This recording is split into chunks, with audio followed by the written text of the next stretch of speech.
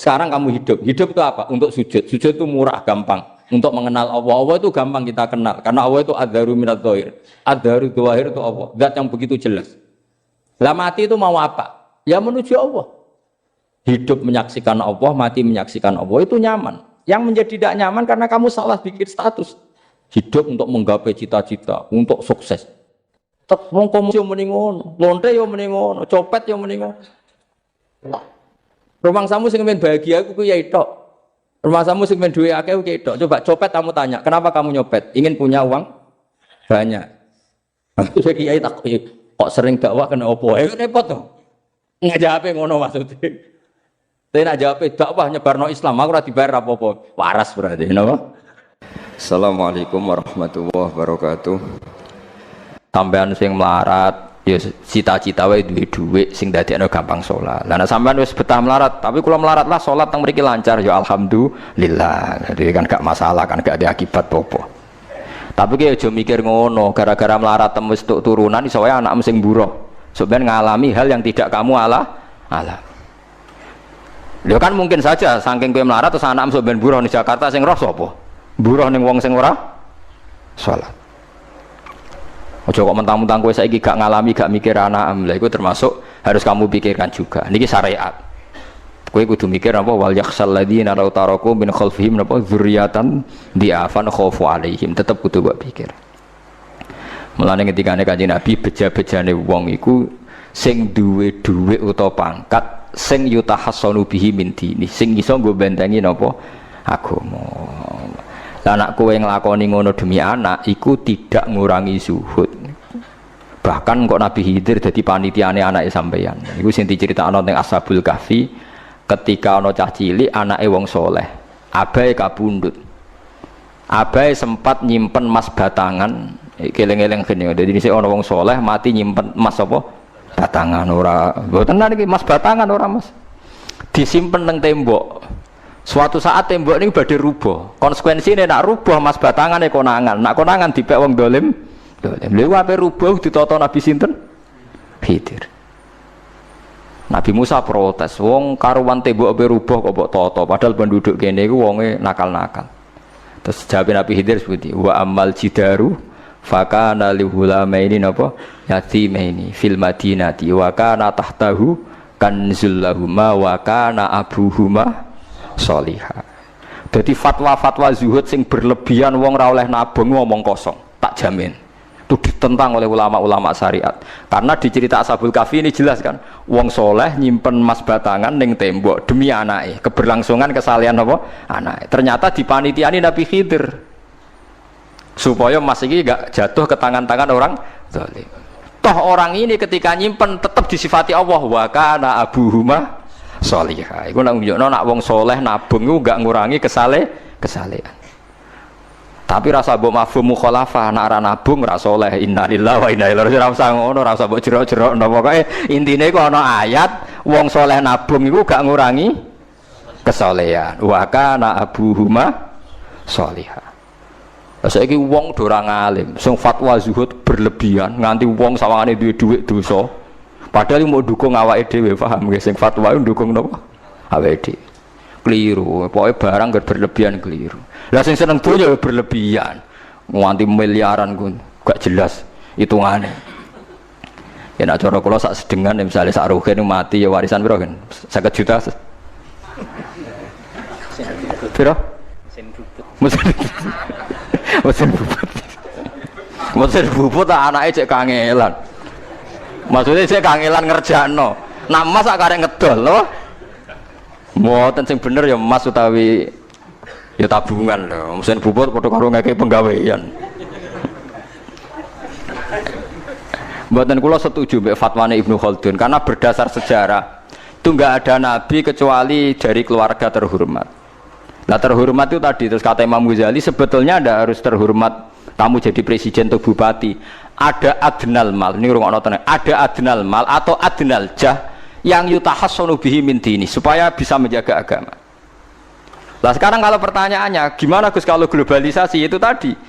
Jangan-jangan misalnya kalau kita ngobong gereja di Indonesia misalnya, terus masjid yang minoritas di negara lain diobong sebagai balasan perlakuan umat Islam mayoritas nopo di Indonesia, terus gentiran Islam sing minoritas di negara lain ditindak. Itu jangan-jangan kita termasuk sebab, dan teori itu juga sah. Wong pangeran yo momo tenan, cara ora pangeran yo kapok tenan mbek teori iku. Cara ora pangeran. Makanya niku nyata. Wong sahabat tuh jenenge sahabat anyar-anyar Islam nggih over. Kados Ruhin Mustafa seneng-seneng kula atau over. Saking overe bendina misoi gereja, misoi watu pangeran itu. Jancuk watu kok disembah. Pangeran nopo watu jancuk watu kok disembah. Akhirnya wong kafir malah sepi jancuk pisan pangeran. Pangeran akhirnya kena kan? Pangeran ya pangeran Allah akhirnya kena. Akhirnya ono syariat anyar. Wala tasubbul ladina tu'una min dunillah fayasubbu wa adwam bi ghairi ilm. Mat sahabat temu aja oleh misoi pangerane wong kafir. Kurbane aku mat.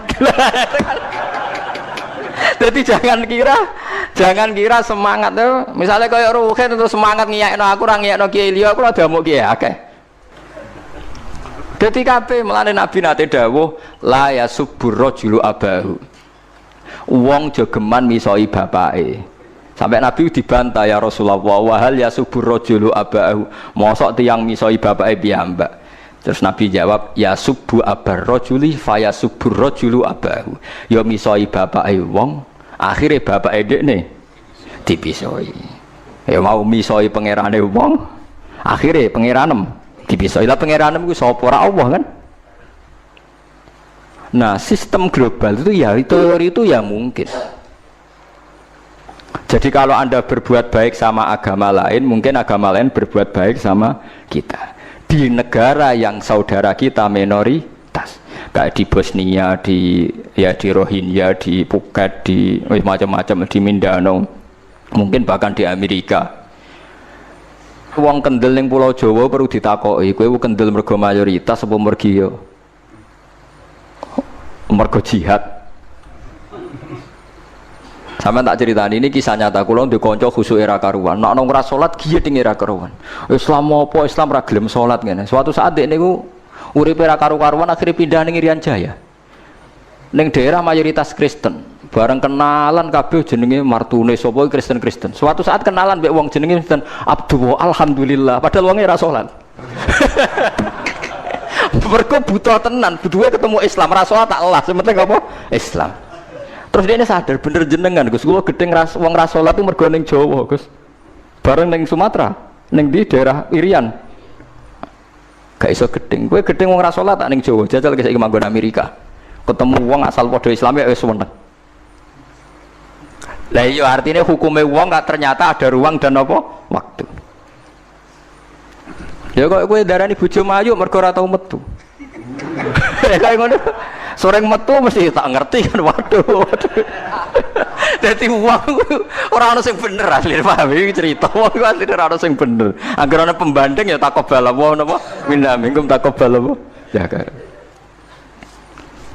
Mulane nganti dadi guyonan kena apa wong tuwa kok asring bojone do ucul mergo sing lanang ndelok bojone wong liya.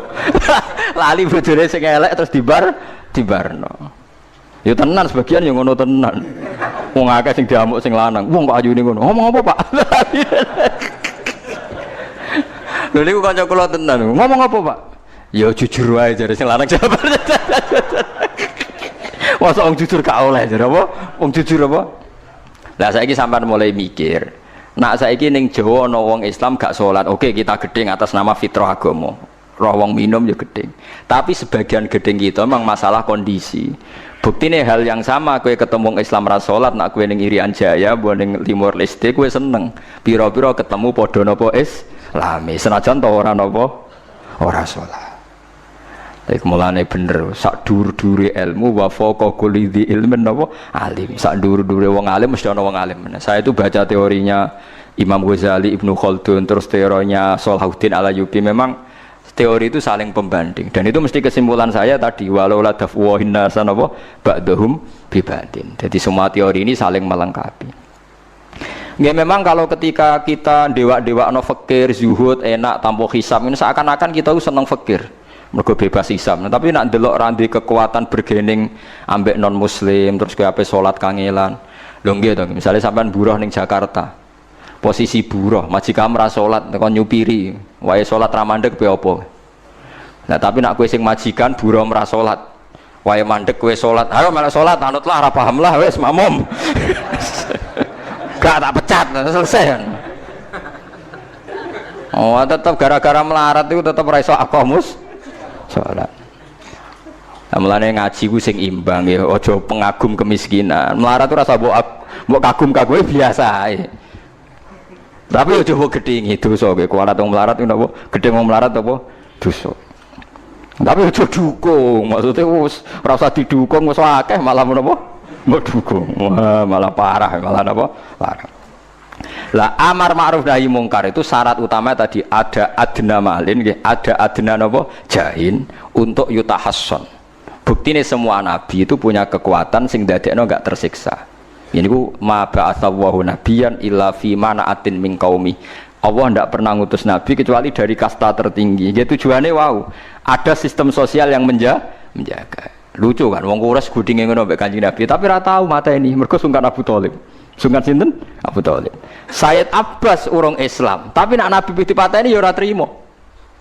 Sampai Darunat Nadwa kebingungan carane mateni Muhammad tu piye ndekne keluarga napa Quraisy. Sampai ana iblis mendo-mendo wong ngene ae tiap desa ngirimno satu pemuda.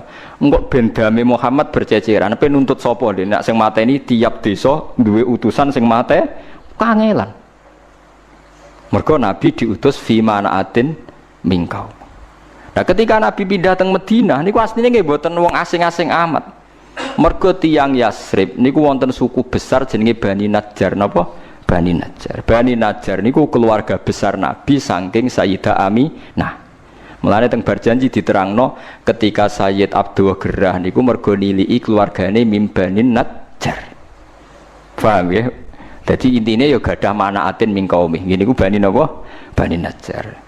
Dadi napa jenenge sebut ini wa makatha fihim syahron yu'anu nasukmahu wasyakwa. Iku suku napa Bani Najjar, akhwalihi min Bani napa Najjar. Dadi eling-eling. Dadi mboten saged. Mane sampean ya ora usah protes, kadang-kadang kena apa wong alim-alim ya rontok-rontok Gus, rontok-rontok mulya karepe ben rapati repot nemen-nemen. Misalnya kayak wong alim terus wong biasa total wino terus kon bubut ruhin. Nah wae mulang wae kon apa bubut. Ayo repot. Jadi Gus pangeran ape orang ngono ora tiga. Saya itu gak pernah loh takut mati meskipun saya masih muda. Karena saya bayangkan mati itu ya baik-baik saja. Ketika saya hidup ya gak tahu cara ngelola nyawa saya, kenapa kau gak pergi. Kamu tahu caranya ngelola nyawa kamu, kau gak mati sekarang, gak tahu kan? Tahu-tahu masih hidup kan? Tahu-tahu diutang semacam-macam lah. Sebenarnya kita zaman hidup pun gak tahu cara ngelola nyawa kita. Cara kerja jantung kita, cara kerja paru-paru kita. Nanti setelah kita mati pun gak tahu caranya hidup gitu lagi. Tapi anehnya kita, mosok manusia sudah dilemah iso hidup lagi. Memangnya kita sekarang bisa hidup karena kita. Tahu-tahu ya hidup. Ditekdir anak yang melarat, pesek, elek. Orang lain ditekdir anak Kiai, Gus, Mulyo. Kita kan tidak pernah bisa milih bapak itu ora iso. Ngerti-ngerti anak Karmen, anak Karlan itu sudah tahu. Artinya gini ya, sudah ya Allah ketika saya hidup ya tidak tahu kenapa saya hidup, pasti engkau yang menghidupkan. Ketika saya mati juga tidak tahu kenapa saya mati, pasti engkau yang menghidupkan dan mematikan. Maka saya akan baik-baik saja di akhirat karena ketika di dunia Tuhannya yang engkau, ketika di akhirat Tuhannya dan sifat engkau tidak akan rubah, tetap arhamur rahimin. Makanya dulu wali-wali itu kalau mau mati ya santai aja. Sayyid Umar bin Abdul Aziz itu ulama-ulama dulu kalau mau meninggal itu kalau keluarganya nangis marah besar. Memangnya mau kemana kamu nangisin saya? Lah kamu kan mau mati. Memangnya mau kemana kalau mati? Ya kembali ke Allah. Ya susahnya apa? Di dunia ya milik Allah, di akhirat milik Allah. Inna sholati wa nusuki wa mahyaya wa mamati lillahi rabbil. Yang aneh sampai harus melarat orang wani mati. Wah aneh tenan. Ya karena sampean tahu mungkin di akhirat lebih miskin lagi kan. Terus repot terus. Coba kalau dari awal kita menstatuskan diri kita biadillah, inna sholati wa nusuki wa mahyaya wa mamati. Tapi kamu salah status. Mengatakan kehidupan adalah momen untuk mencari kesejahteraan. Kehidupan adalah momen untuk cari karir. Kamu mensifati kehidupan secara salah.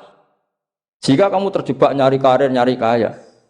Coba kalau kamu pakai mazhabnya Sufi, kehidupan adalah pemberian dari Allah untuk kembali kepada Allah. Kematian ya seperti itu. Akhirnya ya santai saja. Inna sholati wa nusuki wa mahyaya wa mamati lillahi rabbil alamin. Istri juga gitu. Saya itu tidak sombong, saya itu mulai nikah sampai sekarang itu hampir gak pernah tukaran sama istri. Sama istri saya itu sering bilang gini, Gus kali-kali kalau saya ngamuk itu diwales, dilawan. Supaya saya punya musuh katanya. Betul ya? Ya saya bilang gini, Allah itu maha baik sama saya. Ketika harmonis, ganjaran saya ya lewat harmonis itu. Sehingga saya ngasih uang, menyenangkan Anda. Ketika Anda marah, ganjaran saya lewat sabar. Ya sudah itu semuanya baik. Kalau kamu marah, saya tidak dapat pahala. Makanya kalau kamu marah tak dengerin. Ini cara Allah membuat pahala tanpa bayar kata saya. Justru kalau pas rukun itu untuk dapat pahala harus nyervis, jajak nukokno kelambi mahal katanya. Boros itu pahala yang boros katanya. Tapi kalau kamu marah ini pahala paling murah, nggak usah biaya, dapat apa? Pahala, cukup sabar. Lu itu kalau terlatih lama-lama dapat ya biasa saja. Ulama dulu seperti itu semua. Imam Syafi'i itu pernah ada orang baik sekali sama beliau. Orangnya itu munafik padahal. Tapi kalau setelah keluar dari Imam Syafi'i dia memaki-maki Imam Syafi'i. Suatu saat beliau tadi muji-muji jenengan tuh di luar maki-maki jenengan. Imam Syafi'i itu guyu.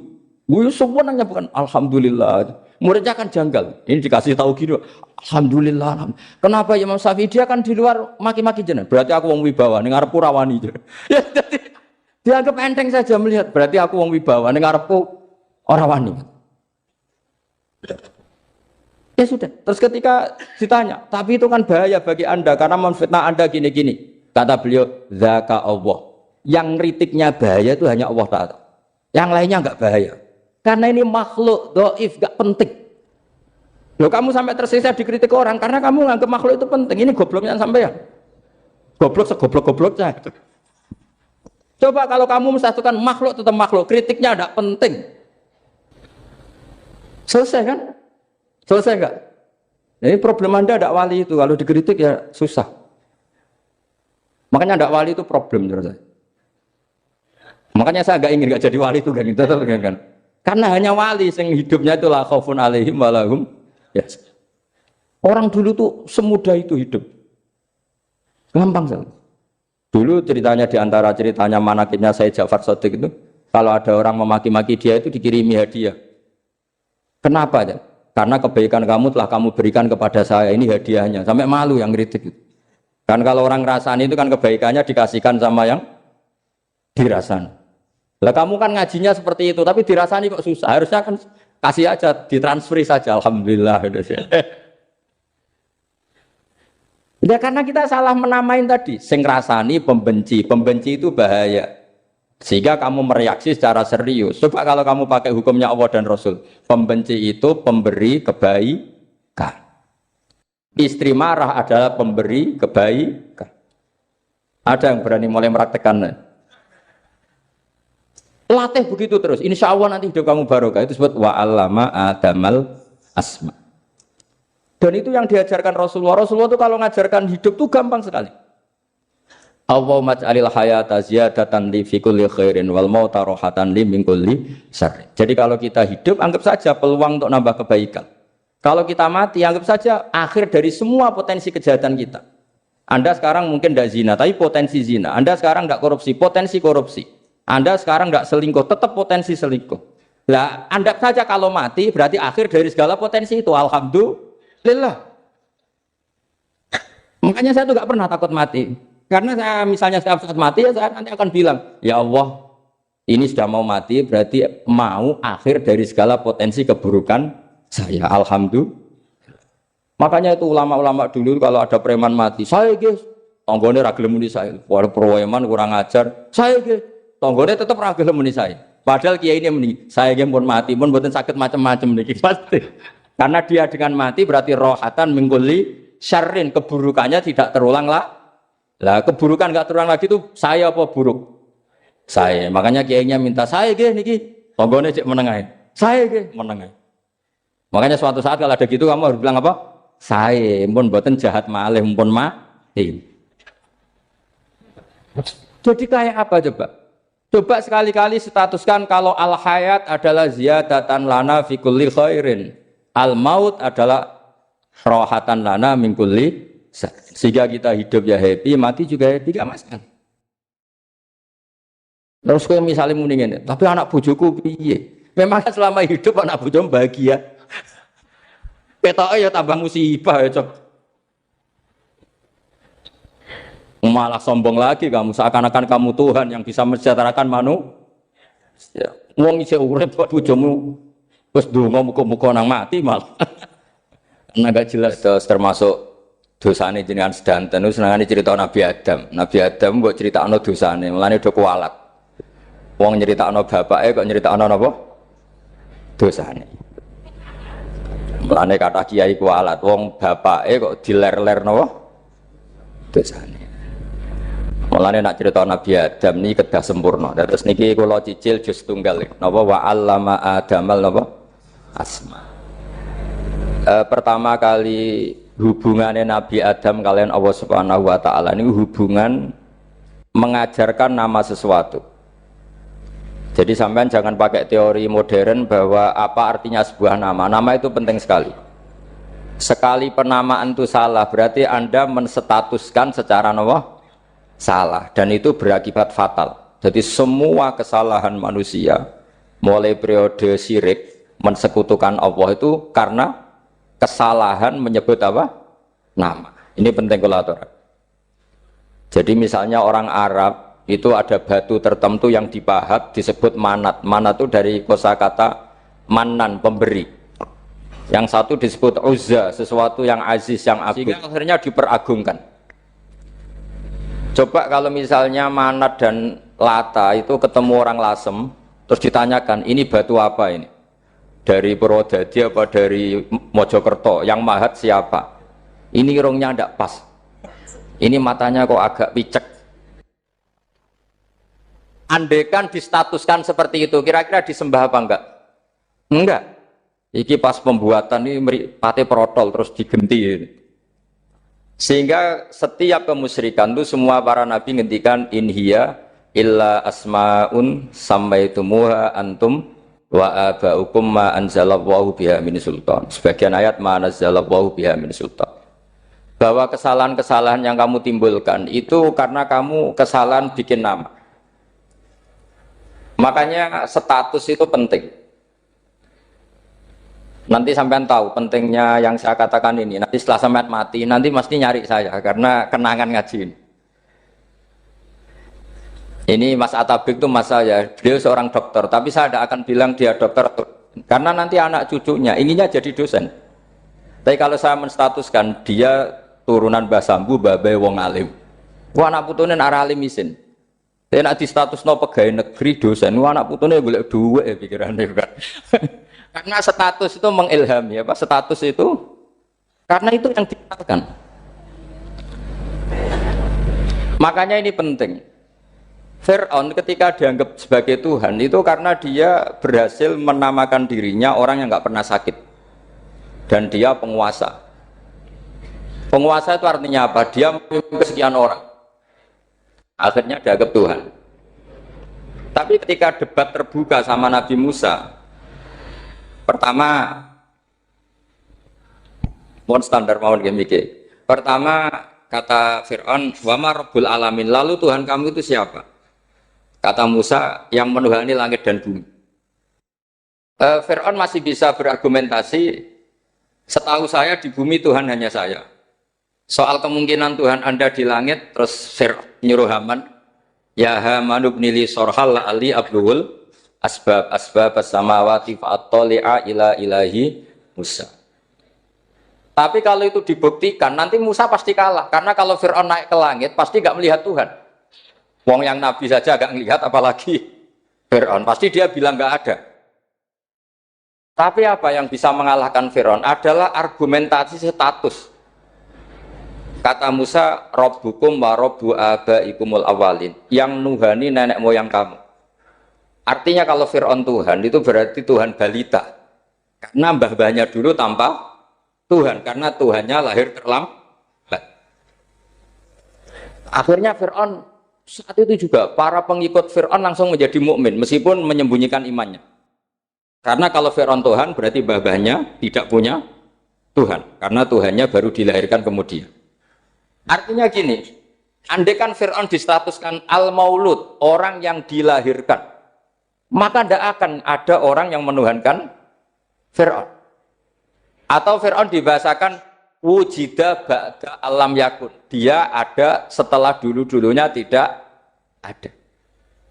Apapun hebatnya Donald Trump, apapun hebatnya Cleopatra, apa Fir'aun, semuanya itu wujidu ba'da alam yakun. Mereka ada dari tidak ada. Yang seperti ini pasti tidak Tuhan. Makanya Allah mengenalkan manusia itu sederhana supaya tidak pernah jadi Tuhan. Hal ata alal insani khinum minad dahri lam yakun syai'am mazkura. Manusia itu siapa? Ya manusia itu makhluk yang ada dari tidak ada. Dengan status itu enggak mungkin kamu tuhankan. Ini penting saya utarakan. Jadi buah gerakan Allah itu pasti dimulai salah penamaan. Makanya saya kemarin ketika Mbah Mun intaqala ila rafiqil ala, ketika beliau wafat, saya bilang ke anak-anak Anbar, statuskan Mbah Mun sebagai orang alim allama al-faqih, muridnya Sayyid Alawi, muridnya Mbah Zubair. Sekali Anda menstatuskan beliau orang besar, tepaan santri sing mau luhur kepengin ditiru besar tok. Nah, niru besar tok terus ana santri mau ita itu tok ngerasa gede repot. Sama, makanya saya nggak pernah. Sebenarnya saya tahu, Mas Atabik ini Mas saya itu dosen saya tahu, tapi saya tidak pernah ngomong dosen.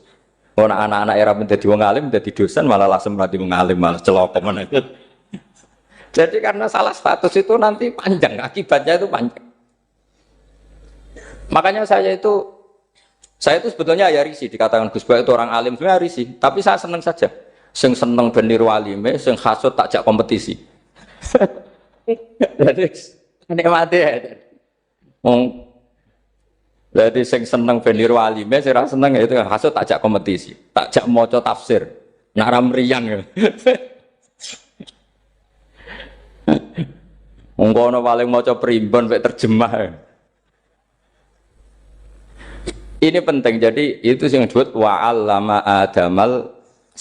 Makanya Allah itu mengkritik semua kesalahan manusia dimulai dari salah penamaan. Makanya saya kemarin Pak Bisbara sering bilang, kalau presidennya ini maslahat, kalau enggak ini enggak maslahat. Mana ada kemaslahatan ditentukan hanya oleh seorang presiden? Itu tauhid kita di mana? Memang kita secara syariat harus milih sesuai ijtihad kita, tapi tidak usah dong menggantungkan kesejahteraan sama seorang makhluk, itu tidak boleh. Secara tauhid enggak boleh. Makanya ini penting sekali. Jadi enggak boleh orang salah nama. Kita tetap memilih presiden, milih kiai, milih siapa saja, tapi tidak boleh menstatuskan manusia sama dengan status Tuhan. Itu bahaya sekali dalam ilmu tauhid. Saya teruskan ya. Nah ini sekaligus latihan tauhid sama latihan tafsir ya. Sampun nggih. Kula terusno malih. Pun santai mawon. Kula ki ikhlas ora ngarah gelo santai mawon. Wong umpama ora sida ngaji ora gelo apa meneh trimo mik rusak. Ndak, karena saya itu insya Allah ndak akan pernah salah nama. Saya punya cerita ya, tentang nama itu. Ketika seseorang baik sama tetangga, itu kalau sampean seorang mukmin yang mukhlis, mukmin yang ikhlas, pasti ya karena diperintah Allah. Saya ngajar seperti ini karena diperintah Allah. Baik sama pernah sepuh karena saya turunan Mbah Sambu, ya karena menghormati Mbah Sambu. Itu bagus. Sehingga dulu itu ada ulama, saya berkali-kali cerita, ada ulama punya tetangga itu berdua anak muda. Ya Ahmad, silahkan ke rumah saya. Datang. Setelah datang ke rumah pemuda tadi, kata pemuda tadi, ya Ahmad silahkan kembali, saya tidak butuh kamu. Kembali Imam Ahmad, dan santai saja. Setelah kembali sekian menit dipanggil lagi, ya Ahmad saya jadi butuh kamu, datang ke rumah saya, datang lagi. Setelah datang, saya tidak butuh kamu, silahkan pulang. Pulang sampai 3 kali. Itu Imam Ahmad senangnya bukan main, kelihatan ceria senang. Lama-lama muda ini tanya, ya Ahmad kenapa Anda tidak tersinggung, bukankah itu menyakitkan? Enggak kata saya. Tapi saya akan menyebalkan. Enggak kata saya. Kata Imam Ahmad, kenapa aja? Saya ini diperintah sama Allah, kan apik mbek tangga. Dadi nek mbok udang ya teko, mbok kon mulai ya mulai. Alhamdulillah iso nglakoni perintahe Allah. Dadi aku ora ono hubungane mbek kowe. Sehingga orang itu gak bisa didikte oleh di sekelilingnya karena ya hubungannya langsung sama Allah Subhanahu wa Ta'ala. Jadi dulu itu orang jadi wali itu segampang itu. Kalau kamu kan enggak, hukum tentang tetangga itu kamu kayak orang kapitalis, kayak orang komunis, pakai teori sosial. Nak diapi yo apik, dieleki yo elek. Itu kan pikiran PKI. Artinya satu perilaku sosial didikte oleh makhluk itu perilaku orang mukmin atau orang ke PKI. Itu orang PKI. Kalau orang mukmin ya mangkana yu'minu billahi wal yaumil akhir fal yukrim jarahu, kita baik sama tetangga karena diperintah Allah, sehingga kecewa ada kecewa ya santai saja. Imam Ahmad katanya, "Kenapa engkau tetap ceria?" Aku ora urusan mbek kowe, urusanku mbek pangeran. Pangeran ngutus sampai mbek tonggo. Saya ulang lagi ya, dados tentang napa wa 'allama adamal asma. Jadi andaikan seorang manusia melakukan kebaikan karena dia makmur, amarahu wa. Kita diperintahkan Allah baik sama tetangga. Ya biasanya tetap seperti itu. Kita diperintahkan Allah baik sama, sehingga ketika ngalami kayak yang dialami Imam Ahmad kita santai saja. Ketika kita datang bi amrillah, ketika kembali ya bi amrillah, sehingga ya sudah kita dapat pahala. Tapi kalau kamu kedikte secara sosial, maka kamu akan menjadi orang murahan, yaitu seorang ulama didikte oleh anak muda yang kampungan. Justru kita kalah kan, kita kampungan sekali karena kita ulama senengnya kalau disenengkan orang, mangkelnya kalau dimangkelkan orang. Artinya apa? Kamu didikte makhluk. Itu kerennya di mana coba? Kerennya di mana? Enggak ada sama sekali. Apalagi yang dikte trimo canom sing goblok sing desa. Kamu seorang ulama besar. Tapi kalau kamu hubungannya dengan Allah, dia muji kamu, alhamdulillah dipuji. Dia memaki kamu, alhamdulillah dapat pahala lewat jalur sabar. Kan santai saja. Sehingga saya berkali-kali bilang, setan itu untungnya tidak pernah ngaji saya. Kalau ngaji dia pasti ngerusak metode, merubah metode. Tapi saya tadi berdoa supaya ngaji ini nggak didengar setan. Setan itu ya goblok betul. Setan itu kan suka ya kalau anaknya kiai, cucu kiai dibikin konflik. Dia ngiranya dengan konflik pondok itu tidak solid. Ternyata enggak. Misalnya Mas Atabek konflik sama keluarga, Bani Lasem, terus ada yang minggat ke Papua kemana-mana. Namanya turunan kiai di mana-mana terbikin pondok, bikin masjid. Yang dulu masjid hanya ada di Lasem, barokahnya tukaran ada di mana-mana. Lah itu namanya setan itu salah perhitungan apa? Makanya gobloknya dia itu udah ngaji saya. Kalau ngaji tak kasih tahu itu bahaya itu. Bikin konflik itu bahaya. Iya betul. Islam ada di Indonesia itu ya barokahnya konfliknya sahabat. Sayyidina Ali dan Sayyidina Muawiyah itu konflik. Banyak sahabat netral yang ingin menghindari itu mau ke Cina. Di Selat Malaka sebagian terdampar, terus ada yang ke Aceh, ada yang ke Sumatera. Namanya Sayyidina Ali. Makanya awal Islam di Indonesia dimulai saya Yusuf Baros itu. Kalau Timur Tengah nggak ada tukaran, tuh nggak ada Islam menyebar kemana-mana. Nah setan ngiranya kalau sahabat tukaran itu nanti kacau. Ternyata enggak, malah Islam menyebar kemana-mana, barokahnya tukaran. Dulu Solo karena konflik ya banyak ulama yang ke Lasem kemana-mana, gara-gara Solo nggak kondusif. Akhirnya kayaknya keduman basambu, keduman macam-macam. Setengah mawon kiai tukaran terus betul apa-apa. Yang penting ora bacok-bacokan, rasan-santetan wis. Terus pokoknya rasan-rasanan, ringan, ya sudah itu bagus. Memang Allah bikin seperti itu. Tidak apa-apa. Kata Allah, wala yazaluna mukhtalifina illa man rahima rabbuk. Kata Allah, walidzalika khalaqahum. Ikhtilaf itu barokahnya Masya Allah. Kalau saya setuju pendapatnya Mas Atabek, saya jadi dosen. Nanti yang ngaji tafsir siapa? Tapi kalau dia setuju saya, dia jadi ahli tafsir, yang jadi PNS siapa? Ya sudah, barokahnya khilaf. Dia jadi PNS, dia dapat gaji, tapi gaji itu bisa dihitung. Kalau naik harus tambah prestasi. Kalau saya kiai min haitsu la yahtasib, pasti cepat kaya saya. Karena rezekinya kiai itu tanpa batas. Makanya haji saya itu plus. Saya itu tidak kaya, tapi haji saya haji plus. Masa tapi paling reguler. Karena rezekinya kiai itu min haitsu la yahtasib. Makanya saya pernah disoal sama teman-teman dosen di UI. Bapak kok berani pulang ke Rembang? Kiai itu kan rezekinya agak jelas. Kata saya justru agak jelas itu bagus. Kalau sampean kan konsisten segitu nilainya, kalau saya enggak. Kata saya. Jadi tak nikmati saja. Karena saya hamba Allah, bukan hamba negara. Kalau hamba Allah ya gaji Allah. Kalau hamba negara ya negara itu, negara sama Allah kayak mana? Allah ya sudah pinter berarti sudah. Jadi jangan pernah kita ini salah nama. Kalau salah nama itu bisa panjang. Makanya ada wali itu kalau dongo itu rontok kriminal, tapi malah pangeran seneng. Sampai dalam riwayat itu innahu yudhikuni al-yauma salasa marat. Wali itu bisa menertawakan saya 3 kali. Itu kata Allah. Itu kalau dongo itu agak kriminal, tapi mesti mustajab. Tapi kalau kamu niru sudah tidak mustajab karena ini KW, copy paste. Itu kalau dia datang ke Raudhah itu bilang gini wali tadi, ya Allah, saya ingin jadi orang baik. Jika engkau turuti doa saya, maka surra habibuk, kekasihmu ini menjadi senang. Tapi jika saya jadi orang jelek, surra aduwuk, yang senang itu iblis. Sekarang milih mana jenengan, menyenangkan kekasih kamu atau menyenangkan musuh kamu? Itu cuma riwayat, terus kata Allah bilang ke Nabi Muhammad, karena wali kan ada alam roh. Wis kandhani wis mustajab, coba lain itu kayak gue. Segampang itu wali punya hubungan. Saya ulang lagi ya, tapi jangan ditiru. Karena kamu tidak wali, nanti setelah wali niru gak apa-apa. Ya Allah, saya ini ingin jadi orang baik. Kalau saya jadi orang baik, maka surra habibuk, kekasihmu menjadi senang. Kalau saya jadi orang buruk, surra aduwuk, musuh kamu menjadi senang. Tinggal engkau lah sekarang sebagai Tuhan, senang menyenangkan kekasih kamu, menyenangkan musuh kamu. Ya tentu Allah pilihannya kan senang menyenangkan kekasihnya. Terus kata Allah, sudah sampai situ aja doanya, jangan panjang-panjang, baca-baca malah repot. Semudah itu mereka hubungan dengan Allah Subhanahu wa taala karena mereka tidak pernah salah nama. Kalau kita kan tidak.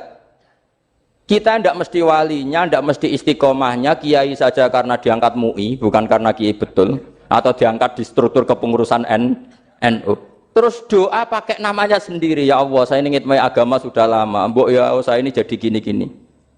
Status kamu itu belum ada di arsy. Ini penting saya utarakan. Jadi nama status itu penting sekali. Sehingga semua kesalahan saya ulang lagi itu karena status. Ini penting saya utarakan karena sekarang itu banyak nama itu disepelekan. Saya itu sering sinau kamus. Jadi saya termasuk menekuni tafsir itu diantaranya menekuni kamus. Saya punya kamus banyak. Mulai yang dikarang orang setengah kafir, munjid itu kan kafir tapi setengah. Karena timnya banyak yang muslim juga. Ada yang virus abadi, macam-macam. Yang saya kenang dari kamus, di antara kamus yang saya kenang tentu miliknya Said Zabidi, kamus Mukhid itu. Ada kamus milik saya namanya Mukhtarus Sikhah. Itu dikarang oleh orang alim. Itu bilang begini, sama tak bedai sekarang. Lafat ilah itu maknanya apa? Tuhan kan? Tasniahnya apa? Dia bilang isim ini tidak punya tasniah. Dia bilang ilah, normalnya tasniahnya ilahani, jam'annya taksir alihah. Tapi kata dia nggak boleh, lughat seperti itu nggak boleh, karena kullusmin harus yadullu ala aini musamma. Ilah itu nama tunggal untuk Allah, sehingga karena Allah itu tunggal nggak boleh ada tasniahnya ilahani. Karena kalau ilahani berarti kamu nerjemah apa? Dua Tuhan. Berarti kamu nganggap ada Zaidun. Ketika Zaid dua kamu bilang Zaidani. Kalau banyak kan nggak pernah ada Tuhan 2 atau 3. Makanya kata pengarangnya itu Abu Bakar Ar-Razi itu kata beliau, wahadal ismu la musanna lahu wala jam'ah wa innama jama'uhu wa sannauhu katanya.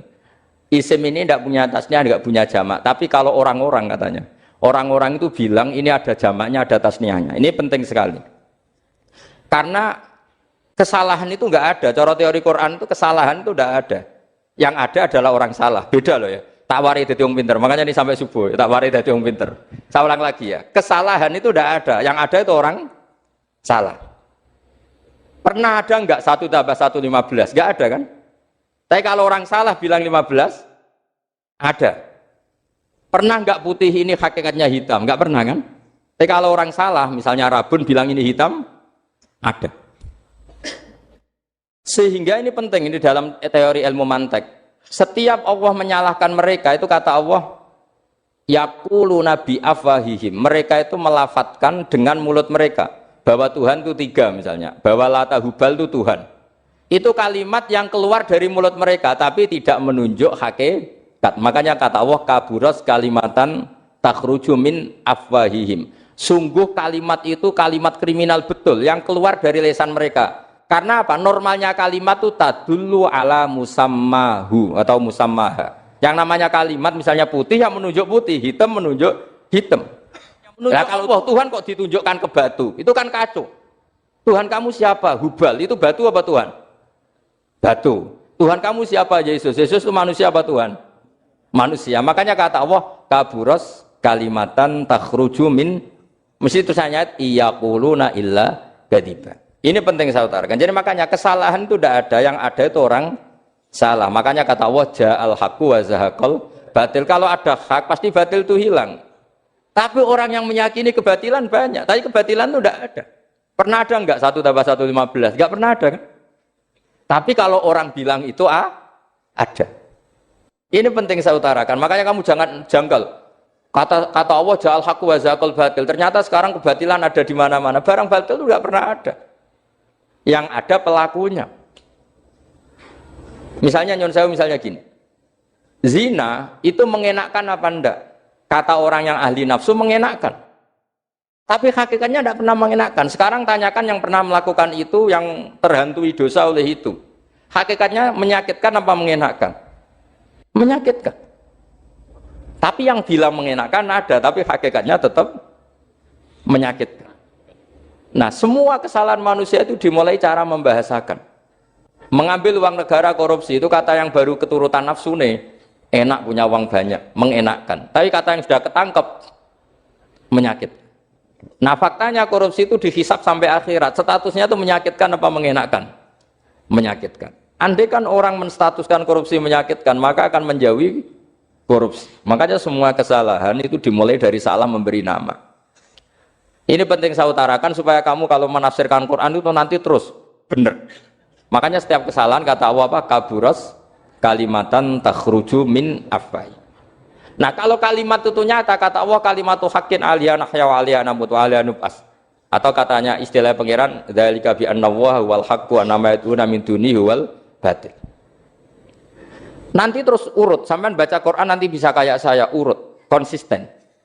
Yaitu tadi. Misalnya Fir'aun itu orang pakai status yang diajarkan Allah ke kita. Fir'aun adalah wujida ba'da alam yakun. Fir'aun adalah makhluk yang sekarang ada, tapi dulu-dulunya tidak ada. Padahal sebelum ada Fir'aun sudah ada bumi, ada langit, ada matahari. Sebelum ada Yesus, ada Isa, sudah ada bumi, ada matahari. Artinya apa? Zaman langit bumi ada, penyebabnya Isa apa enggak? Enggak kan? Karena dia ada setelah adanya langit dan bumi. Fir'aun juga gitu. Yesus juga gitu, semuanya begitu. Makanya Allah mengajari kita apa? Hal ata alal insani hinum minad dahri lam yakun syai'am madhkura. Katakan manusia itu siapa? Manusia adalah makhluk wujud yang dulu tidak ada. Sekarang banyak enggak orang yang sudah kaya sebelum Pak Jokowi jadi presiden, sebelum Pak SBY jadi presiden, sebelum Pak Karno jadi presiden? Banyak enggak yang sudah kaya sebelum? Banyak kan? Artinya yang mengkayakan itu presiden Pak Allah. Allah. Sekarang kamu miskin, kamu nggak bisa nyalahkan Pak Jokowi. Sebelum Pak Jokowi presiden, kamu sudah miskin. Ya, artinya yang memiskinkan itu presiden apa takdir? Takdir. Makanya wa anna ila rabbikal muntaha wa annahu adhaka wa abka wa annahu amata wa ahya wa annahu khalaqaz zawjaini dzakara wal unsa. Jadi kita miskin ya karena kehendak Allah, kita kaya kan semua itu karena Allah. Tapi kita terjebak hukum modern. Nak presiden iki sejahtera, nak iki ora. Ya mungkin secara bahasa syariat mungkin ada benarnya, tapi kita ini kan dilatih ilmu hakikat. Tak ulang malam 13 Dzulhijjah masuk ilmu cek syariat tok. Kok gak pinter-pinter buang cek gobloke kan gitu. Kenapa nama itu penting? Begini. Alam yang dipakai Quran, alam itu nama ya, alam mangkul. Semua alam. Wah nanti subuh tak jamin pinter nih. Tapi saya tetap mau setengah jam. Karena saya tahu sampai subuh pun kira-kira ya tidak pinter, jadi ya setengah jam. Jadi nanti kalau kamu ditanya, kenapa tidak pinter? Mari Gus Bak mulangnya mau setengah jam. Punya alasan. Kalau sampai subuh kok gak pinter kan? Goblok banget nanti subuh orang pinter. Ya nak orang-orang bilang gitu. Lah anak saya ngomongin, oh mesti salah metode, gurunya yang salah. Diulang orang pinter-pinter, mesti salah sih mulang. Gitu. Pala repot lagi nanti. Saya beri satu teori bahwa nama itu penting. Rasulullah itu pernah guyon gini, ini guyon betul ada di hadis Sahih, ada di juz 3 di kitab Bukhari. Allah itu kalau ingin bully, Allah itu suka bully, suka goda orang. Kalau ingin bully orang kafir itu menamakan kekasihnya namanya Muhammad. Makanya Nabi pernah guyon. Ala ta'jabuna kaifa yasrifu wa anni satma quraisin wa la'nahu. Kenapa Anda enggak pernah berpikir bahwa Allah begitu mencintai saya sampai bikin nama untuk saya itu nama yang membingungkan semua orang kafir. Karena kalau Abu Jahal nyari Muhammad mana itu, kalau kamu tahu bahasa Arab berarti artinya kan orang terpuji mana. Padahal Abu Jahal itu menghindari kata orang terpuji. Jadi bingung dia. Muhammad kamu jancuk, coba kamu terjemah. Wahai orang terpuji kamu, itu kan kado semua. Makanya Allah itu suka bully. Jadi kata Nabi Muhammad, kamu tahu betapa Allah itu mencintai saya dan bikin bingung orang-orang yang menghujat saya. Karena mereka kalau menghujat saya tetap menamai Muhammad. Itu coba kalau kamu tahu bahasa Arab, mana Muhammad orang yang berarti kira-kira kalau Abu Jahal Misa itu jancuk kamu Muhammad. Berarti artinya apa? Wahai orang terpuji, kamu jancuk. Ini kalimat yang kacau kan? Akhirnya Abu Jahal pinter. Kalau nyari Muhammad bilang gitu.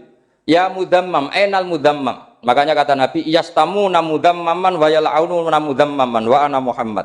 Akhirnya Abu Jahal kalau nyari Muhammad, ainal mudammam, mana orang yang tercela? Akhirnya orang-orang tanya, mudammam itu siapa? Muhammad itu loh. Akhirnya dia kenging lagi. Ya Muhammad itu loh. Akhirnya ya bilang Muhammad lagi. Jadi kayak apa? Makanya itu saya mangkal kalau sama orang dan anaknya Kiai jenenge Agus, karena ya tetap diceluk Gus. Karena ya saya itu punya teman itu gak Gus, mangkalnya bukan main sama anaknya Kiai. Dia punya cita-cita anaknya nanti dinamai hanya Agus saja, supaya semuanya manggil. Terus nanti yang hasut ya bilang Dus. Kayak kemarin pas Pilpres itu macam-macam. Tapi ini penting saya utarakan, jadi nama itu nggak boleh salah, status juga nggak boleh salah. Makanya saya ingin misalnya anaknya Kiai kok jadi pejabat, ya sudahlah jabat itu. Saya betul, saya sampai sekarang dengan Gus Yasin itu ya tetap nyucup. Saya bilang ini putra guru saya, ini Gus saya. Saya tidak pernah membahasakan beliau wakil gubernur. Bahayanya nanti suatu saat, oh ini mantan, kan repot. Jadi ini penting, status itu penting. Orang sekali salah status itu bahaya, ke depan itu bahaya sekali. Karena tadi saya bilang, tadi misalnya banyak kan anaknya orang-orang alim alamah, terus anak cucunya jadi dosen atau jadi doktor gitu. Terus ini yang jadi status. Nggak boleh seperti itu. Ya sudah, dokter secara akademik, dia jadi PNS karena kestatusan itu, tapi di keluarga tetap saja status alimnya saja. Atau mudawimul khairi, mudawimut tahajud. Mudawimu apalah, ini selalu tahajud, ini selalu deres, ini selalu ibadah. Sehingga anak cucu kita ya kenangannya itu. Anak-anak saya meskipun kecil itu jamaah terus, karena ya saya selalu jamaah. Dan saya melihat, kalau anak saya tanya, Pak, kenapa Bapak sholat terus? Ya saya bilang, sepantasnya jadi manusia sujud, cuma selama melok dudunya, melok nganggo, pangeran dibayari ya ora gelem. Kata saya gitu, wong nganggo wong ya bayar, lagi nganggo bumine pangeran ra bayar wis anggap ae sujud itu bayar, kata saya gitu. Sehingga merasa sujud itu satu identitas. Ini penting saya utarakan karena tadi saya betul-betul mengenang istilah Allah wa 'allama Adamal asma. Semua kesalahan itu kata para nabi in hiya illa asma'un samaitumuha antum ba'atau. Kita membahasakan misalnya Presiden Amerika orang terkuat di dunia. Bagaimana mungkin orang terkuat kemudian nak gak mangan sedino lemes? Hebatnya ning ndi? Iku nak pas mules weteng ya agak ngising ya lemes. Hebatnya apa? Makanya Allah ketika menerangkan Isa itu tidak Tuhan, itu Allah sederhana cara ngendikan.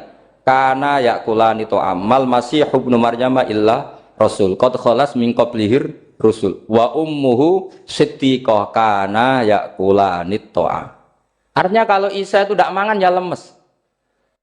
Nak keluarkan ya kudu ngising. Lah terus mbok sembah terus piye? Jadi gak kebayang seorang Tuhan kemudian kalau gak makan tuh lemes. Berarti statusnya Isa apa? Orang yang lemes kalau tidak makan. Terus kamu Tuhan kak? Aneh gak? Aneh. Jadi andaikan manusia dengan status yang diterapkan Allah, yang distatuskan Allah, itu pasti tidak ada yang salah. Karena yakulanit. Ini saya cicil juz 1 wa 'allama Adamal asma. Makanya kata Rasulullah, Allah ta'jabuna kaifa yasrifu wa annisat ma quraisin wa dzamman. Ini penting, nama itu penting. Karena sekali nama ini salah, coba misalnya orang sepakat darani Fir'aun itu wujida ba'da alam yakun. Fir'aun itu ada yang dulu-dulunya tidak ada. Hal ata alal insani hinum minad dahri lam yakun syai'am mat. Coba kalau kamu melihat sekarang kamu hidup itu apa? Untuk sujud. Sujud itu murah, gampang. Untuk mengenal Allah. Allah itu gampang kita kenal. Karena Allah itu adzaru minadz dzahir. Adzaru dzahir itu Allah. Zat yang begitu jelas. Lah mati itu mau apa? Ya menuju Allah. Hidup menyaksikan Allah, mati menyaksikan Allah. Itu nyaman. Yang menjadi tidak nyaman karena kamu salah bikin status. Hidup untuk menggapai cita-cita, untuk sukses. Tek wong komunis yo muni ngono, lonte yo muni ngono, copet yo muni ngono. Rumah samu sing men bahagia aku ku ya tok. Rumah samu sing men duwe akeh ku tok. Coba copet kamu tanya, kenapa kamu nyopet? Ingin punya uang banyak. Aku saya kiai tak kok sering dakwah kena opo? Repot to. Ngajape ngono maksudnya. Tapi nak jawab dakwah nyebarno Islam, aku ora dibayar apa-apa. Waras berarti, napa? Ini penting saya utarakan, makanya saya itu mau ngajar itu diantara itu. Al ismu ya dulu ala musamma. Maka itu hebatnya Quran. Quran itu ketika menjamakkan kata ilah itu diulang. Qul law kana ma'ahu alihatun kama yaqulun, kata Allah. Karena lafaz ilah itu tidak boleh dijamakkan. Itu jamak kriminal. Loh kok tidak kriminal gimana coba? Kalau Zaidun itu satu, boleh enggak kamu mengatakan ja'a Zaidani? Enggak boleh kan? Kalau Zaidun satu, boleh enggak kamu mengatakan ja'a Zaiduna? Enggak boleh kan? Sama ilah itu satu apa dua? Satu. Boleh enggak kamu katakan ilahani, dua Tuhan? Enggak boleh. Makanya Allah kalau mengatakan alihah itu qul law kana ma'ahu alihah, andekan. Lau itu andekan. Itu aja masih ditututi kama yaqulun, sebagaimana mereka katakan. Karena lafaz ilah itu tidak pernah punya jama' alihah. Makanya Allah mengatakan qul law kana ma'ahu alihah, masih ditambahi kama yaqulun, tapi itu kata mereka kira-kira gitu.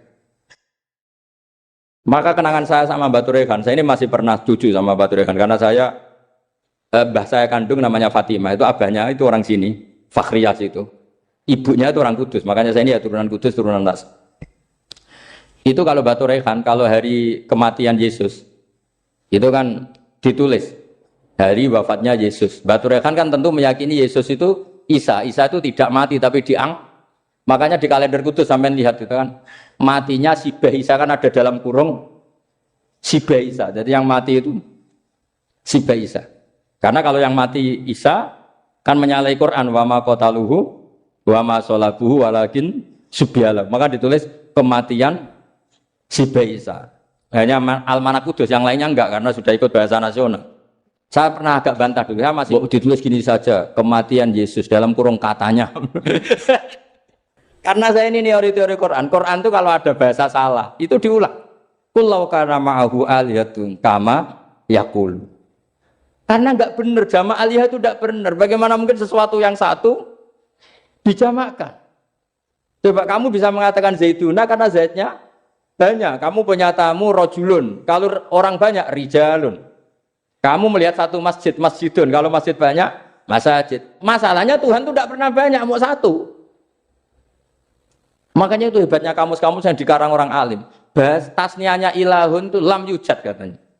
Tapi wajaduhu wasamauhu. Tasniah ini enggak ada secara hakikat, tapi mereka ada yang menjamakkan, yaitu mereka-mereka yang salah. Makanya tadi dalam ilmu mantek, kesalahan itu tidak pernah ada, yang ada adalah orang yang salah. Jadi kesalahan itu tidak pernah ada. Yang ada adalah orang yang satu tambah satu pasti dua. Enggak mungkin empat. Empat enggak ada, lima enggak ada. Tapi orang jawab salah, banyak. Nah, itu namanya ilmu. Ya, makanya yang namanya ismu itu mesti ya dulu ala musamma. Andai kan orang mengatakan Lata Uzza, ini batu yang dipahat oleh si A. Dulu pesennya di Muntilan, batunya dari Mojokerto. Dulu pas bikin tangannya protol terus disemen, dilakban. Bisa nggak jadi Tuhan kalau dengan status seperti itu?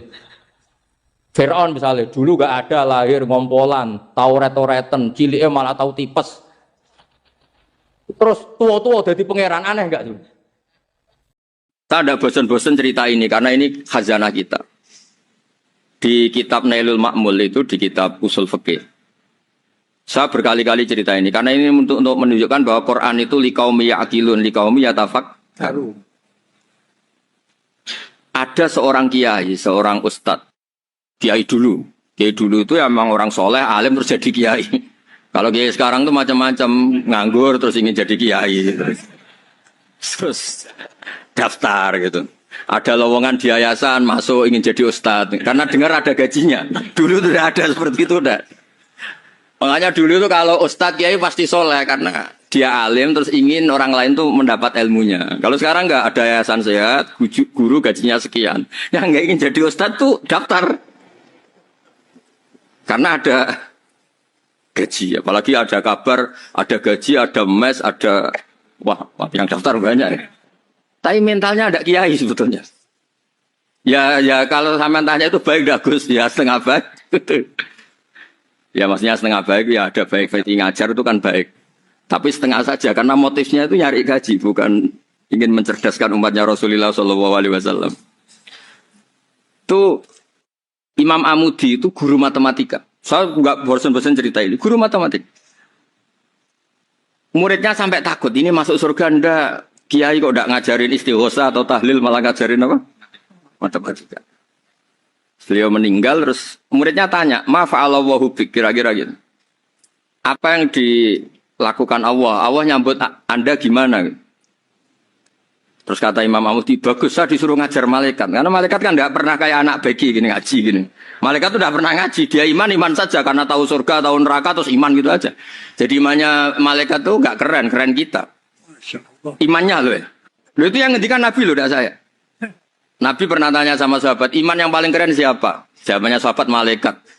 Ya enggak, karuan malaikat iman. Dia yang tahu surga, neraka, tahu segalanya masa ada imannya pasti iman lah katanya. Terus ya para sahabat engkau iman ya wajar kan menangi saya, nemuin saya. Yang hebat itu orang-orang yang tidak melihat saya, tidak saya didik tapi tetap iman. Karena dididik akal, ya tadi dididik Quran, apa dididik Quran. Sama siapa? Teks bahasa Arabnya masang. Terus Imam Amudi kata Allah, suruh dia ngajarin para malaikat cara menemukan saya. Malaikat dikumpulin terus Imam Amudi disuruh ngajar. Sama singkat kata-katanya Allah di mimpi itu. Istadilla ala wahdaniyati. Di hadrati malaikati. Tolong ajarkan cara menemukan saya padahal Anda ini manusia yang tidak melihat saya. Anda di Jakarta kan melihatnya gedung-gedung. Paling jadi khayal terus nikmat lah. Anda ikut punya tapi ikut nikmati. Orang desa-desa kalau ke Jakarta itu pokrol. Wah di Jakarta itu gedungnya tinggi-tinggi. Tidak kayak kampung sini. Lu udah ikut punya ikut bangga. Di Jakarta orangnya cantik-cantik, tidak kayak orang sini. Padahal dia ya tidak dapat orang cantik gitu. Jadi Allah itu saking pinternya, miskin-miskin ya bisa berkhayal dan bahagia. Nah, itu alhamdulillah betul.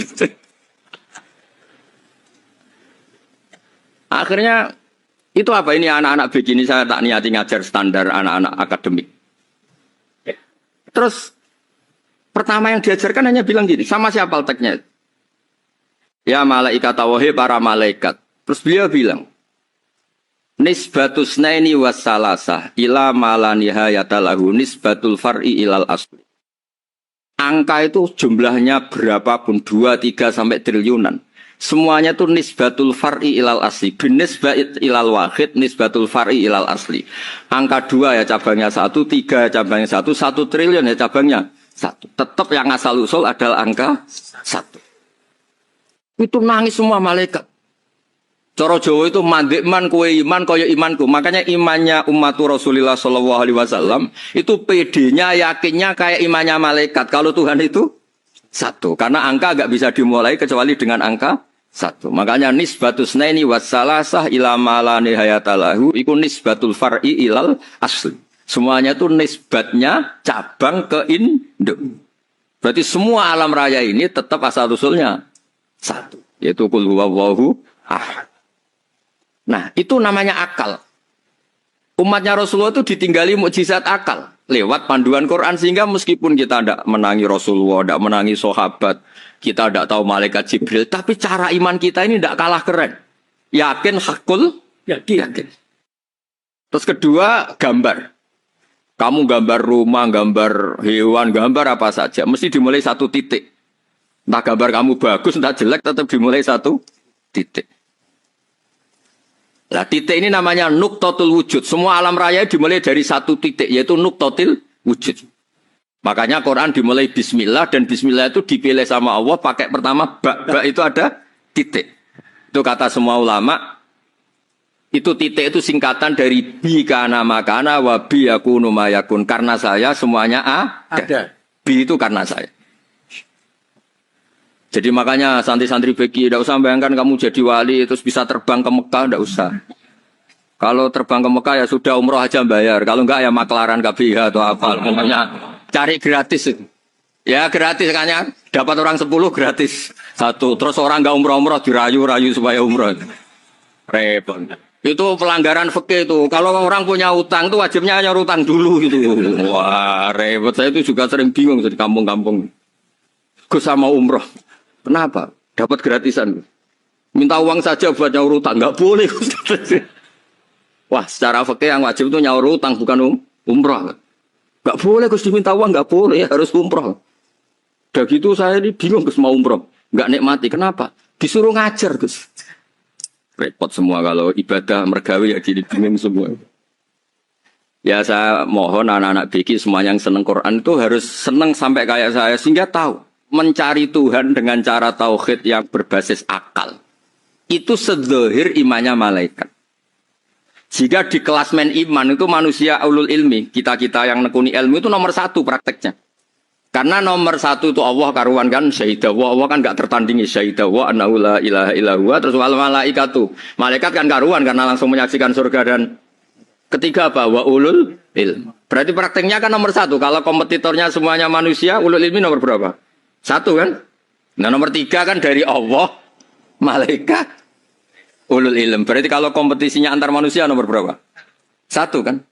Nah kenapa ulul ilmi di nomor 3 kan tapi dari Allah, malaikat, ulul. Kerennya kayak apa? Karena cara iman ulul ilmi itu enggak ada ragunya sama sekali. Kamu ragu enggak kalau 2 itu cabang dari 1, asalnya 1? Enggak pernah kan ragu kan? Semua gambar seruat apapun dimulai dari 1 titik, ragu enggak? Enggak kan? Nah, imannya umatnya Nabi karena dipandu oleh Quran itu seyakin itu, sehakul yakin itu. Nah, itu terus Jubair bin itu jadi iman. Am khuliqu min ghairi syai'in am humul khaliq. Terus kata Allah lagi, kalau kamu tidak percaya saya yang bikin langit bumi ya gampang dong, kamu saja yang ngomong kalau kamu yang bikin. Paling orang sepakat kamu stres. Terus hanya ayat gitu, am khalaqus samawati wal ardh. Kalau kamu tidak yakin Allah yang bikin, ya silakan Anda klaim saja kalau kamu yang bikin langit bumi. Bala yukinun. Kamu juga gak mau kan dibilang stres.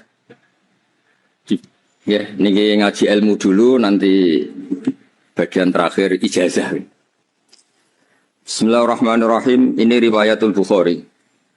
Haddatsana Abdullah bin Yusuf, haddatsana Les, haddatsana Sa'id al-Maqburi an Nabi Hurairah radhiyallahu anhu qala an-nabiy sallallahu alaihi wasallam.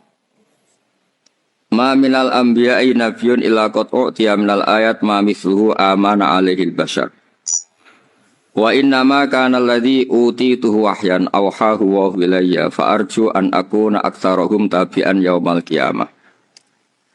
Terus kita tahu semua nabi itu punya mukjizat. Ya, semua nabi itu punya apa? Mukjizat. Mukjizat itu hal yang luar biasa yang memastikan manusia itu tidak bisa menyainginya atau menandinginya. Dan rata-rata mukjizat Nabi dulu itu fisik.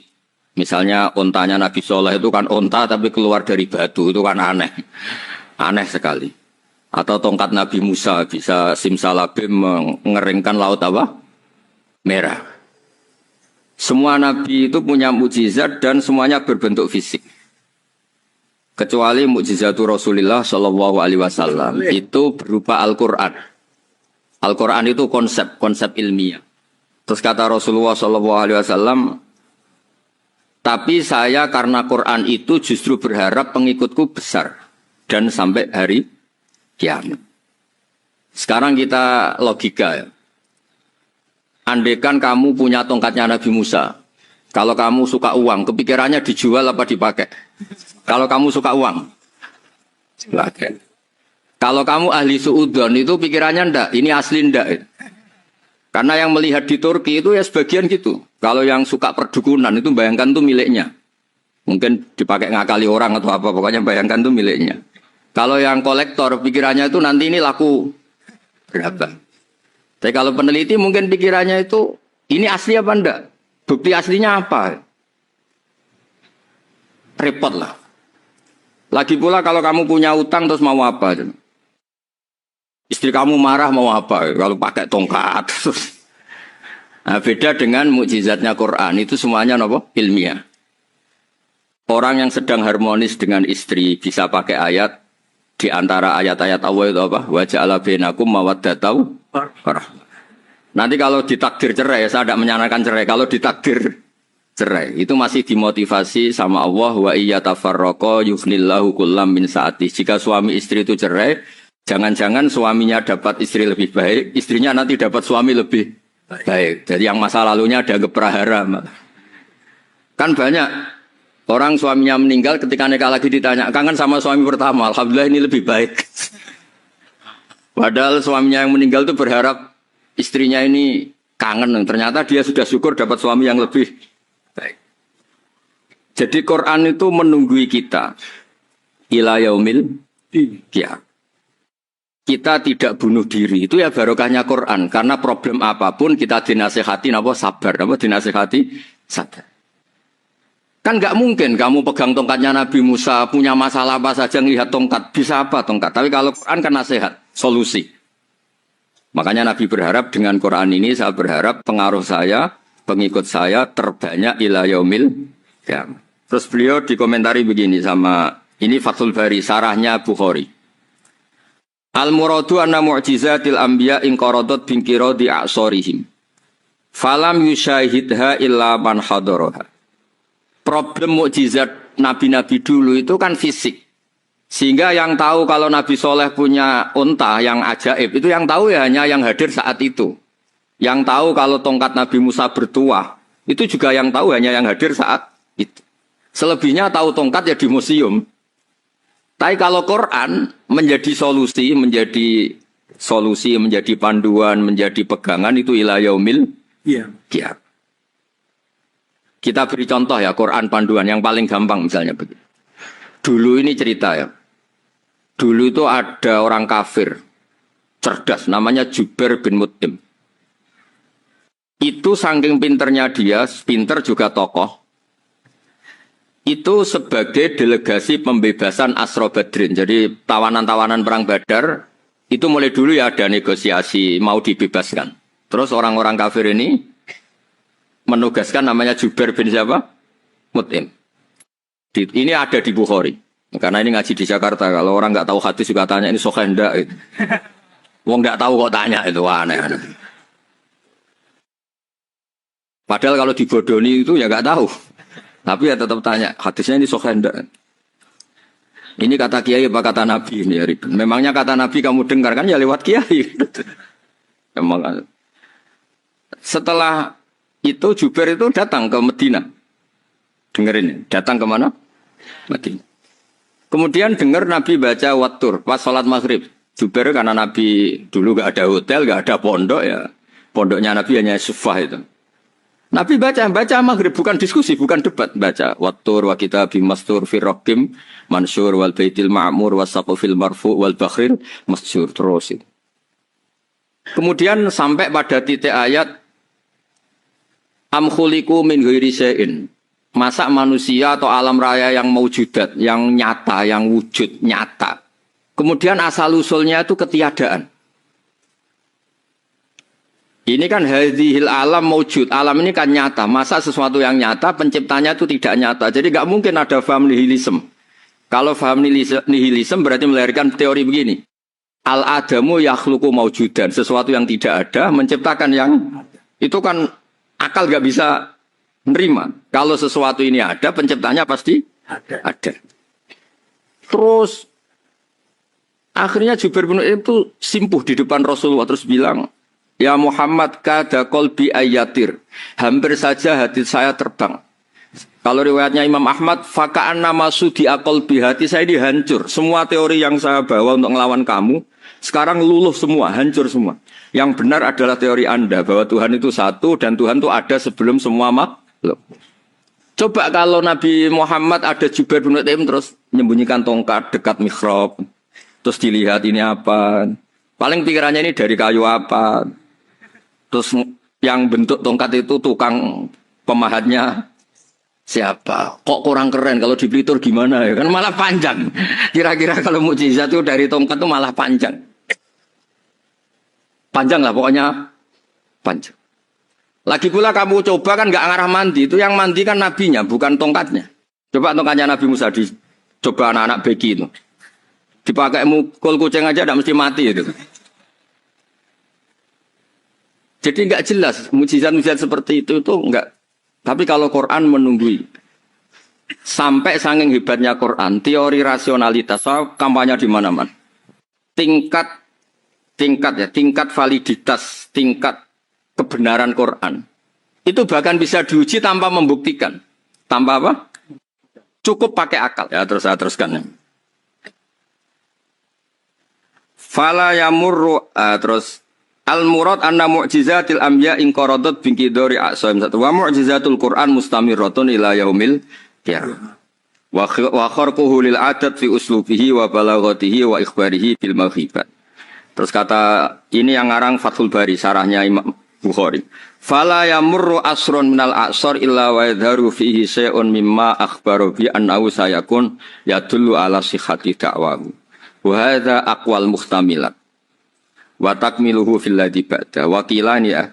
Anal al makna anal mukjizat al madiyah kanat khissiyatan tusyahadu bil absar kana qati Shalih wa asa Musa. Mukjizatnya nabi-nabi dulu itu hanya penyembuh, hanya pelengkap, hanya nuruti keinginan mata. Seperti dahsyatnya apa? Laut Merah di sebelah apa dipukul sama tongkatnya Nabi siapa? Itu semuanya itu hanya memanjakan mata. Urusan mata. Terus wow itu. Tapi kalau mukjizatnya Nabi Muhammad itu berdasar akal. Maksudnya berdasar akal nih dengerin ya. Dengerin betul. Ketika Laut Merah terus tersibak kan wow itu keren kan? Terus kita bilang menyimpulkan, wah kita tidak akan mampu. Itu bodoh sekali kesimpulan kita tidak akan mampu. Meskipun bikin nyamuk Anda juga tidak mampu. Loh untuk memutuskan tidak mampu saja kok sampai pertunjukan seperti itu tuh laupo, cek goblok gitu. Nah kalau kita karena umat yang pinter untuk memaksa kita nggak mampu, Allah bilang Inna wa la yastahi ayadriba mathalam ma ba'udhu. Kita melihat nyamuk langsung berkesimpulan tidak mampu. Saya berkali-kali cerita, nyamuk itu sudah kecil, masih punya urat, uratnya kayak apa? Masih punya kuman, kumannya seberapa? Ya enggak? Nyamuk itu kecil, punya organ tubuhnya punya urat. Itu kalau kamu pinter, antara tongkatnya Nabi Musa menyibak Laut Merah sama nyamuk itu sama-sama berkesimpulan, melahirkan satu faham bahwa kita tidak. Loh, untuk memaksa tidak mampu saja kok nuju pertunjukan ada onta keluar dari batu. Naqatu Shalih, ada tongkat yang bisa mengeringkan laut. Cek goblok ya. Nah kita alhamdulillah ada jenis goblok yang seperti ini. Untuk ikrar bahwa Allah itu hebat ala kulli syai'in, cukup lihat nyamuk. Kagum kan? Sudah tidak usah bikin hidup. Saya berkali-kali mencontohkan. Para pemahat tak suruh bikin patung gajah itu mampu. Tak suruh bikin patung nyamuk kalau bisa. Nyari materi dari apa coba? Gampang mana bikin patung gajah sama patung nyamuk? Gajah, makanya Allah bikinnya contoh itu untuk ijaz itu pakai nyamuk bukan pakai gajah. Itu kalau ustadz-ustadz yang agak jorok malah contohnya nyamuk Gus. Itu kecil. Itu kayak apa? Di dalamnya dia hamil.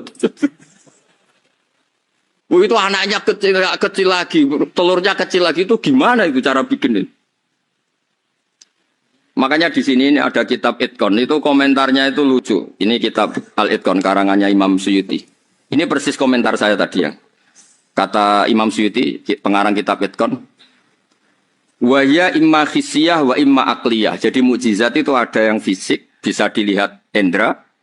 Panca indera bisa dilihat akal. Wa aktsaru mu'jizati Bani Israil kanat khissiyah li baladatihim. Bilada itu goblok. Wa qillati basairihim. Dasar wong goblok. Mukjizat kok ngenteni sing wow. Maksudnya dasar untuk ngakui Allah hebat saja kok nunggu hal-hal yang seperti itu gitu. Paham gitu? Mergo likil latin apa aklihim. Wa aksaru mu'jizati hadil ummah akliyatun li farati dzakaihim wa kamali afwahihim. Dan mukjizatnya umat ini semuanya berdasar akal karena sudah cerdas. Jadi andaikan kita melihat tongkatnya Nabi Musa menyibak Laut Merah dengan melihat nyamuk, kesimpulan kita sama. Sama-sama wow, sama-sama keren, sama-sama memastikan kita tidak mampu. Makanya terus Quran menerangkan ya wa ma min dabatin fil ardi wala ta'iri yatiru bi janahihi illa umamun amsalukum. Jadi keseharian kita lihat burung kok terbang. Itu sudah ayatun min ayatillah. Paham ya? Terus niki kita bangga ditunggoni napa Quran, nggih, ditunggoni napa Quran. Wa mu'jizatul Quran tusyahadu bil basirah fayakunu mayatabi'u li ajlihi aksar. Terus li annal ladzi yusyahadu bi ainir ra'si yang qaridu bin qiradi musyahidi. Sesuatu yang tampilan dahsyatnya itu disaksikan mata, maka itu bisa habis. Era tongkat Nabi Musa seperti itu habis enggak? Bisa mengeringkan Laut Merah habis kan? Tapi era mukjizatnya Quran ila yaumil qiyamah. Ya contoh sosial, saya kembali lagi ke sosial. Kamu punya teman awet atau punya istri awet, itu konsepnya ya wal kadhiminal ghaiz, agak gampang tersinggung. Coba kalau kamu setiap tersinggung putus, setiap tersinggung habis, kamu tidak punya teman, tidak punya istri. Sampai kita awet seperti ini, kalau kecewa ya wal kadhiminal ghaiz, ngempet. Termasuk saya ini, biasanya ngaji khusus terus baca gini ya kecewa. Tapi barokahnya diwarai Quran wal kadhiminal ghaiz, ngempet Gus, ngempet. Terus kecewa sama teman, kenapa tidak putus? Karena wal afina Aninna sudah, kalau kecewa maafkan. Coba kalau kita kecewa presiden demo, kecewa menteri demo, kecewa orang tua minggat. Ya kalau dicari, kalau tidak kan malu. Saya itu punya teman tak tanya, kecewa besar sama bapak itu. Kenapa tidak minggat? Malu. Kenapa malu? Takut gak dicari. Itu orang tuh paling malu itu kalau keluar dari rumah nggak di. Saya punya teman lagi, saya ini takut mati Gus. Kenapa? Takut istri saya tidak nangis Gus. Itu kematian terburuk itu kalau mati tahu istrinya ada nangis, itu malu betul itu. Makanya jangan mati, pokoknya pastikan orang sekeliling ada nangis itu baru berani mati, kalau enggak jangan. Ya jadi mukjizatnya Nabi itu luar biasa. Nah ini terus saya teruskan ya, makanya mukjizat terbesarnya Nabi adalah Al-Quran. Karena Al-Quran itu cerita tentang hukum-hukum akal, cerita tentang logika-logika peradaban. Misalnya logika peradaban, contoh paling gampang. Di Quran itu ada sekian ayat yang Allah cerita peradaban. Misalnya wa ahsinu innallaha yuhibbul muhsinin. Itu dikutip, terus kemudian disimpulkan dalam peradaban. Kata Sayyidina Ali karramallahu wajhah, ngendikannya gampang. Ahsin man syi'ta takun amirah. Kamu berbuat baik saja sama seseorang, maka otomatis kamu akan jadi pemimpinnya. Ada orang nggak tamat SD, nggak tamat papa, gobloknya minta ampun. Tapi karena gaji seorang pakar, kamu tak gaji 1 bulan 1 miliar, perusahaan saya jadikan besar. Itu dikongkan ngalor itu ya nurut. Hanya karena dia ihsan. Terus wastaghni amman syi'ta takun nadhira. Saya ulang lagi. Wastaghni amman syi'ta takun nadhira. Dan kamu jangan butuh orang lain, siapapun dia, maka kamu akan setara. Misalnya ada menteri orang antri mau salim, tapi kamu tidak butuh, kan tenang saja. Tapi kalau kamu butuh, habis ya. Ya kan? Kamu tidak butuh seseorang, maka kamu posisinya akan setara. Kamu harus sopan karena punya utang jasa. Kalau gak punya apa-apa kan setar. Ya enggak? Misalnya kamu jajar rektor atau jajar menteri, jajar apa saja. Kalau kamu tidak punya utang kan, kamu jajar menteri tidak punya utang. Sama jajar satpam tapi punya utang, takut mana?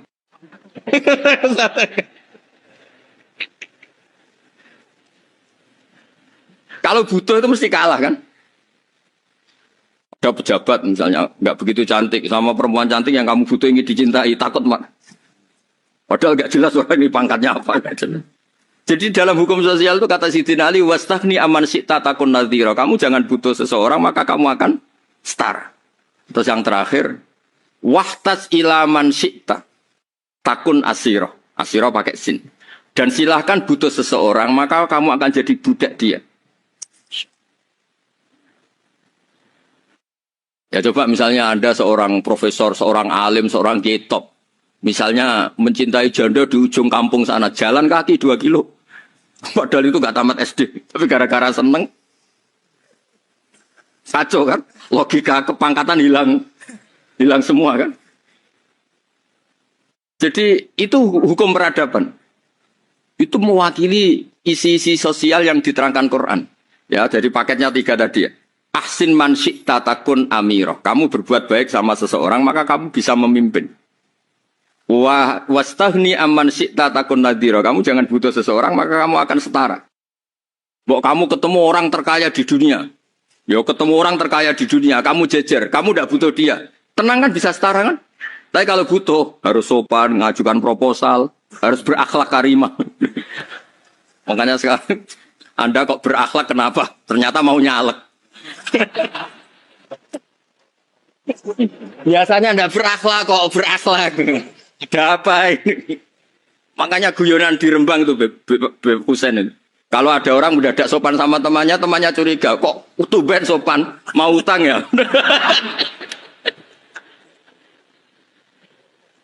Zaman akhir itu kacau.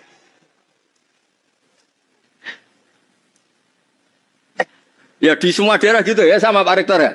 Kalau ada teman biasanya nggak sopan kok sopan, itu temannya curiga. Ini Pak Rektor UI ini kok tumben sopan, ada apa ya? Karena di mana-mana orang butuh itu pasti beretika. Kamu punya teman paling berdua, kalau mau utang berakhlak gak? Atau misalnya kamu punya adik cantik terus punya teman berdua, kalau cinta adik kamu berakhlak gak? Biasanya nggak sama sekali gak berakhlak. Gara-gara butuh menjadi berakhlak. Ya jadi hukum sosial itu ya kuncinya 3 tadi. Ahsin man syi'ta takun amiro. Wastahni amman syi'ta takun naziro. Terus wahtas ila man syi'ta takun asiro.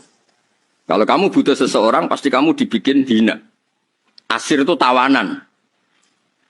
Nah, Quran itu bicara sosial itu lengkap. Dan itu yang nunggui kita. Kita punya tetangga yang kurang baik, ya seneng. Punya tetangga baik, ya seneng. Kata Imam Syafi'i, saya berkali-kali cerita.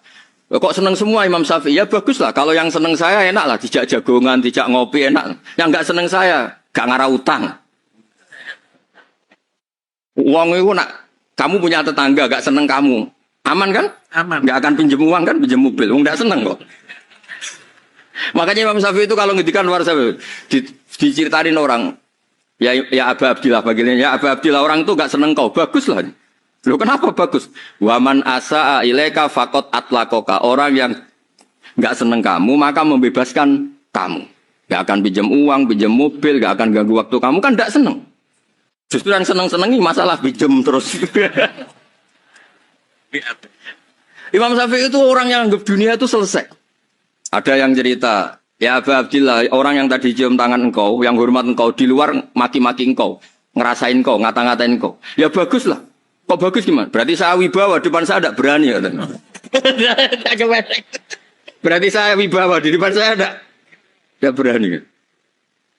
Berarti itu makomnya sudah kulillah, sumadarhum fi khawdihim, ya labun, sudah dunia itu selesai, sudah agak penting semua. Nah itu kalau kamu anak-anak bagi ahli Quran, sudah ayatnya kulillah, sumadarhum fi khawdihim, ya labun, sudah lihat Allah saja agak penting, makhluk-makhluk itu. Dah makhluk semua agak penting, sementing Allah. Dan aku yang kepengen ahli tauhid tenan. Kenapa keriting? Kersane Allah. Kenapa gudul? Kersane Allah. Kenapa ora di duit? Kersane Allah. Kenapa ngising? Kos-kos terus. Sembrono. Jadi makanya ini masalah. Ya mulane wong kudu ngaji. Allah itu menerima hukum adat sampai ana kata-kata al adat muhakkamah. Adat itu boleh jadi hukum. Makanya kata kitab hikam, andaikan tidak ada hukum adat, maka orang mengatakan begini itu murtad. Sol amil tu dzalika lillah. Saya mengerjakan semua ini demi Allah. Seakan-akan Allah itu zat yang butuh pasukan ya, butuh asupan dari Anda. Jadi butuh diwangi, butuh dibantu. Kenapa kowe ngewangi agama tenanan? Aku kudu ngewangi Allah tenanan. Terus berarti nak rata wangi repot ndekne. Sembrono. Ya ta. Ya wis pokoke bahasa iku saking senenge Allah istilahnya kaya nulungi Allah. Tapi ning atine wong mukmin ora kok nak Allah ora tak tulungi, wah kerepotan. Oh ya ora ono ngono. Goblok ora barbar. Maksudnya ya ora usah ngono. Wis pokoke kowe seneng Allah istilahnya ya nulungi